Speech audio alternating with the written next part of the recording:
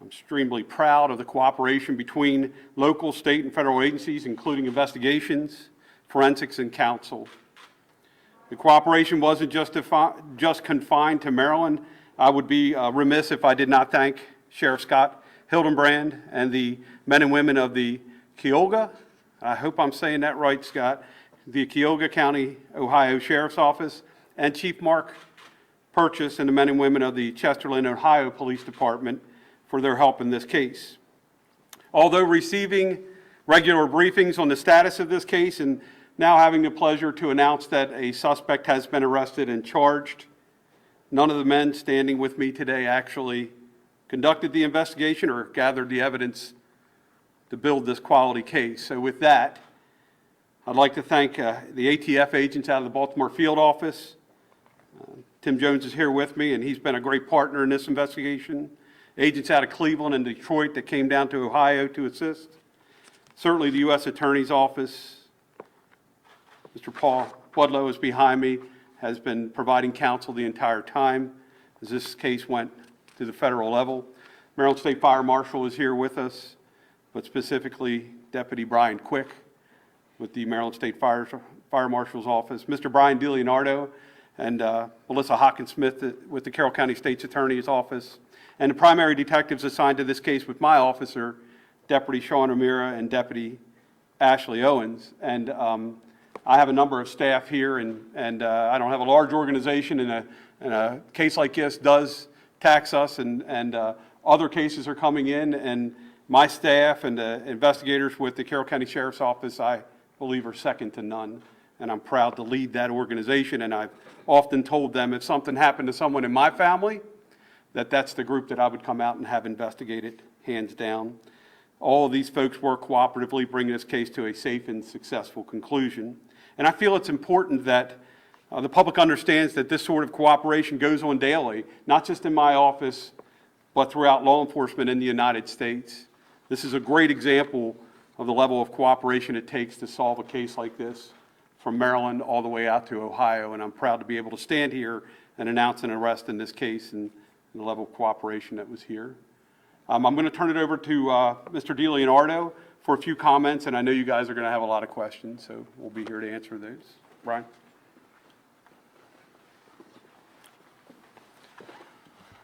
Well, good morning. It is very proud of the work that was done in this case. Very proud of the men and women who work for the agencies, for the men that you see behind that just did phenomenal work. There was certainly challenges and significant obstacles when you have a case, as was referenced, especially when you deal with an explosion. And each and every one of the agencies and the members of those agencies made very significant contributions to bring us to the point where we're standing here where we are today.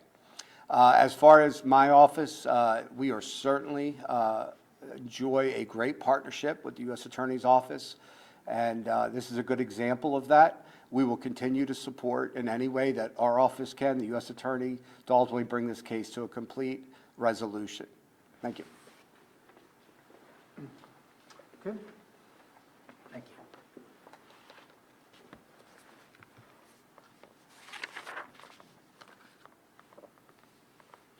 Good afternoon, everyone. My name is Tim Jones, and I'm the Special Agent in charge for the ATF Baltimore Field Division. Allow me to begin by saying thank you to Acting U.S. Attorney John Linsner for holding this press conference today, and of course to Sheriff DeWeese from Carroll County for hosting it. This investigation highlights the best of law enforcement today, from the quick response on the day of the explosion to the tenacious investigative work performed by the investigators from the Carroll County Sheriff's Office, from the Office of the State Fire Marshal, and from ATF. These investigators collaborated to use forensics, technology, and most importantly, teamwork to leave no stone unturned to ensure justice for this victim. I'm very proud of our team for their hard work on this investigation, and I'm very grateful for the strong relationships that we have with our law enforcement partners standing with me here today. I will conclude by saying that without the help of our law enforcement partners in Ohio, the resolution of this case may not have been as successful as it is. So with that, I'd like to thank the ATF Columbus Field Division, our special response team that served the federal search and arrest warrant, and of course, our ATF laboratory that completed the forensic examinations. Thank you.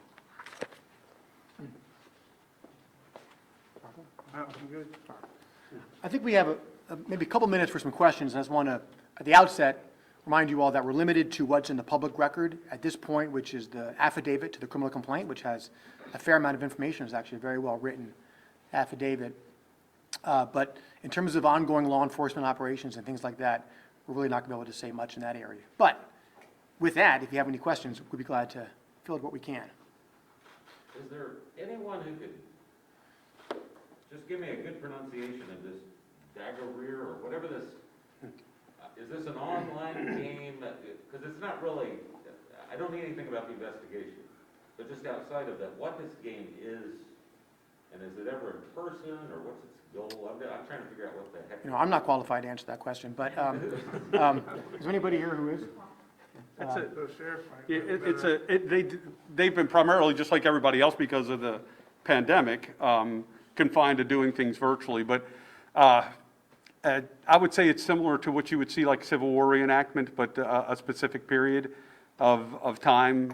They reenact those particular scenes and scenarios, but almost like a reenactment of a war style group. But yes, they do meet, and they do have regions of the country, but right now it's been primarily virtually and online. And that's where our victim and our suspect knew each other through that particular group. And just one other from me, following up. I don't know if you've seen the victim recently, but just, I haven't personally, but I know that his condition is obviously improving daily, but the condition is good of the victim. he still has rehab. I mean, is the family really relieved that we've just come to this point?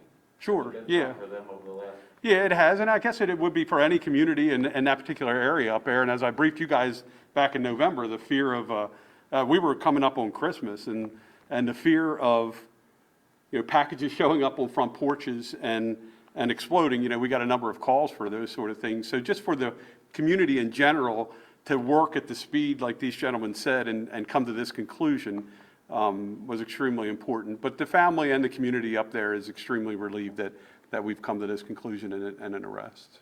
Yeah. Is law enforcement able to share how they ultimately identified McCoy in Ohio? So I'll leave it to the U.S. Attorney. I believe it was in the indictment. So he was identified early on by the victim and the victim's girlfriend in the case. And so that's how we started with that individual. But as the U.S. Attorney said, forensics and digital evidence is the key to putting the case together and putting him down here in Maryland. There's some specifics mentioned in the affidavit and in the news release that was given to us. Can somebody just walk through, I guess, what's already in there, like verbally tell us what happened as far as, it seems like there was some evidence that was found in the suspect's home that linked him to the crime. Can you just, We can just give, I guess, tell us what you can about the Well, investigation. I can just give, as detailed in the affidavit, law enforcement utilized a number of different investigative tools. So there was, they used a geofence warrant to identify devices that were in the area of the home where the bombing occurred at that time. And through that information, we're able to narrow down the pool of possible suspects. And then through other investigative work, for example, looking at footage from cameras from homes in the neighborhood to, once they identified McCoy and took custody of devices, we're able to search information and also do Google search warrants to see where he had searched for, getting a location for the home that he was going to go drop the bomb off on. So they corroborate that with interviews with witnesses, including an individual identifying the complaint as somebody who saw the package that morning, as well as his girlfriend. Putting that all together, they were able to conclusively identify the defendant, Mr. McCoy, as the person behind this bombing. And of course, you know, we just need probable cause to charge someone with a federal crime, but we're not going to charge that case unless we're pretty confident we can prove it beyond a reasonable doubt, which is what we did here in this case, using all those different tools. And to make it clear, he drove from Ohio with this package and dropped it off. It wasn't delivered by, Correct. like UPS or US. Yeah, the evidence suggests that he drove from Ohio and dropped it off on the front porch. And the affidavit to the complaint actually has an exhibit showing what appears to be his route from Pennsylvania into Maryland. Okay, That and one one. final question. Was this elevated to a federal case because he was in Ohio and traveled across state lines with explosives? I was just curious how it became a federal case. You know, we often don't reveal too much about those kinds of internal law enforcement deliberations, but what I can tell you is that we have a terrific relationship with State's Attorney DiLeonardo and his office, and, you know, our goal is always to bring a case that can accomplish a number of goals. One is to hold accountable the person who's responsible, to bring restitution or level of comfort to the victim, to provide safety to the community and provide deterrence to other people who may attempt this sort of crime in the future. And so looking at all those factors and others, we worked very closely with Brian's office to figure out what would be the best charges to bring. And in this case, we decided collectively that we thought that the federal charges would accomplish those goals. Thanks. Lowell, real quick, just to follow up on that, although, you know, we digitally and forensically gathered evidence, I mean, we had to corroborate that, and so that takes some legwork. So investigators, my investigators, the ATF, and so the state fire marshal, basically traced the routes and stopped where we believed there were stopping points to identify that individual in order to put them there. So there was a lot of footwork that was done besides the forensics and the digital evidence that's done in order to corroborate everything. And you mentioned the cameras. When he put that package on the porch, you guys had some sort of, like, ring?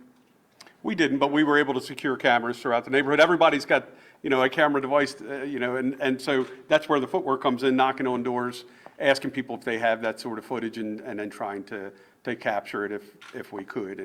And we felt early on, I think I briefed you guys, that we believed that the package was not delivered by UPS, FedEx, or a traditional party, but based on what we learned from the package, it probably had to be dropped off by a third party delicately or by the individual that was seeking to do harm. There was mention of a reward the last time you briefed us. Was that given to anyone? No, it was not, but thanks for mentioning that. Yeah, I didn't bring my checkbook with me. Anything else? Thank you. Thank you all. Thank you all. Appreciate it.